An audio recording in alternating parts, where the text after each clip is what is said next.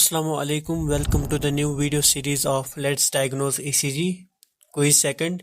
इस वीडियो में हम पहले ECG की इंटरप्रिटेशन देखते हैं एंड देन उसे एक्सप्लेन भी करेंगे। वीडियो को एंड तक ज़रूर देखना। So let's get started. So our second case is here. A 75 years old female presents with sudden long lasting chest pain. So we have given 4 options here. These are non-STEMI, inferior STEMI, lateral STEMI, and lost inferolateral STEMI. Before I interpret this ECG, pause the video and try to interpret it on your own.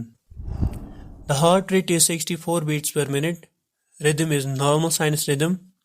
QRS complex is upright in lead 1 and lead 3rd, that's normal axis. The ST segment is elevated in lead 2nd, 3rd, and AVF, V5, V6. The reciprocal changes, that is ST depression, may be seen in anterior leads.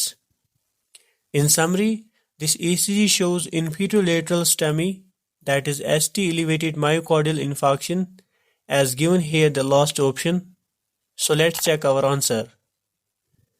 It's correct. अब हम इसे explain करके देखते हैं।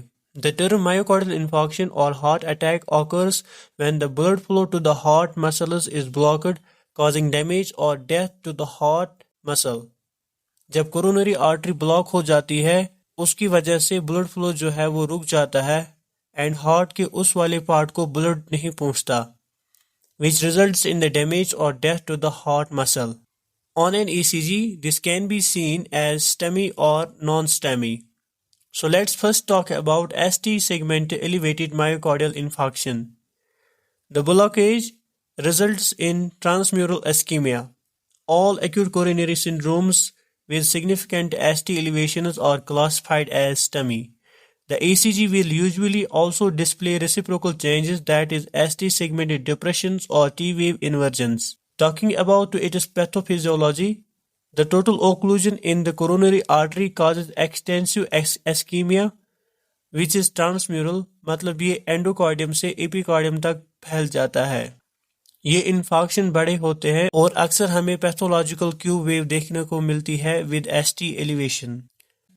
Now let's talk about non-ST segment elevated myocardial infarction. The blockage results in subendocardial ischemia. All ACS without significant ST elevations are classified as non-STEMI.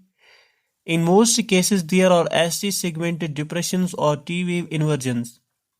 So based on damage or blockage to the coronary artery, STEMI or non-STEMI heart के किसी भी हिस्से में हो सकता है, such as anterior wall, posterior wall, right ventricular, lateral wall, inferior wall, and or other portion of the heart. Thus, this can be classified on an ECG based on which lead shows ST or T wave changes. The coronary anatomy on an ECG leads can be classified as the lateral leads determines left circumflex or diagonal of the left anterior descending artery. The inferior leads determines or shows the changes associated with right artery or left circumflex artery. The anterior or septal leads determines left anterior descending artery.